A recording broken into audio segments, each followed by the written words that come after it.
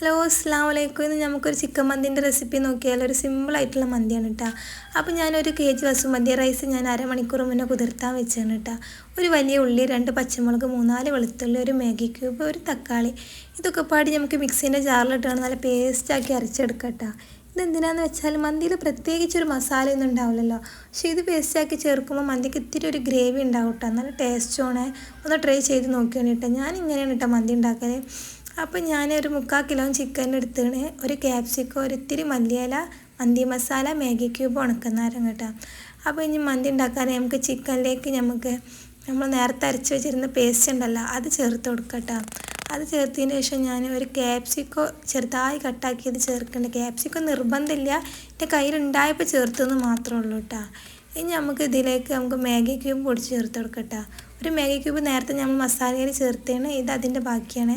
ഇനി ഒരു ഉണക്കനാരങ്ങ ഇട്ട് കൊടുക്കാം. പിന്നെ മന്തി മസാലയ്ക്ക് ഒരു കൈയളവിനാട്ടോ ഞാൻ ചേർക്കുന്നത്. നമ്മൾ ചിക്കൻ എത്രയാണോ അതിനനുസരിച്ച് ചേർത്താൽ മതി.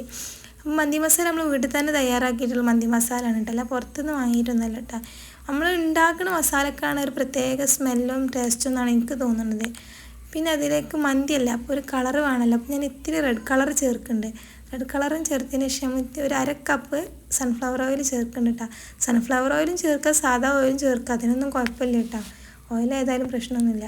അപ്പോൾ നമുക്കത് നല്ല മിസ്സാക്കി കൊടുക്കുക. ഇനി ചിക്കനിൽ നല്ല മസാല പിടിക്കുന്ന പോലെ കുറച്ച് നേരം ഒന്ന് മിസ്സാക്കിയതിന് ശേഷം നമുക്ക് നല്ല റെസ്റ്റ് ചെയ്യാൻ വെക്കണം കേട്ടോ. എത്രത്തോളം റെസ്റ്റ് ചെയ്യാൻ വെക്കണം അത്രയും ചിക്കന് ടേസ്റ്റ് കൂടും, നല്ല മസാലയും പിടിക്കും കേട്ടോ. അപ്പോൾ ഞാൻ മസാല ടേസ്റ്റ് ചെയ്തപ്പോൾ ഇത്തിരി ഉപ്പിൻ്റെ കുറവുണ്ട്. മാഗി ക്യൂബിൽ അതിനുവേണ്ടി ഉപ്പൊന്നും ഉണ്ടാവില്ല, അപ്പോൾ ഞാൻ ഇത്തിരി ഉപ്പും ചേർത്താണ്. പിന്നെ നമ്മൾ മല്ലിയിലയും ചേർത്ത് ഒരു അരമണിക്കൂർ മുന്നേ ഞാൻ റെസ്റ്റ് ചെയ്യാൻ വെച്ചാണ് കേട്ടോ. ഒരുപാടൊന്നും വെക്കാൻ സമയമില്ലായിരുന്നു. അപ്പോൾ ഞാൻ റൈസ് വേവിക്കാനുള്ള വെള്ളം വെച്ചിരുന്നിട്ട്, അപ്പോൾ വെള്ളമൊക്കെ നല്ല തിളച്ചപ്പോൾ ഞാൻ ഏലക്കായ്, പട്ട, ഗ്രാമ്പൂ, ബേ ലീഫൊക്കെ ചേർത്ത് കൊടുത്തതാണ്. പിന്നെ വെള്ളത്തിന് ആവശ്യമായ ഉപ്പും ചേർത്താണ്. ഇനി നമുക്ക് റൈസ് നല്ല വെള്ളം കോരിക്കാണ്ട് നമുക്ക് അതിലേക്ക് ഇട്ട് കൊടുക്കാം കേട്ടോ.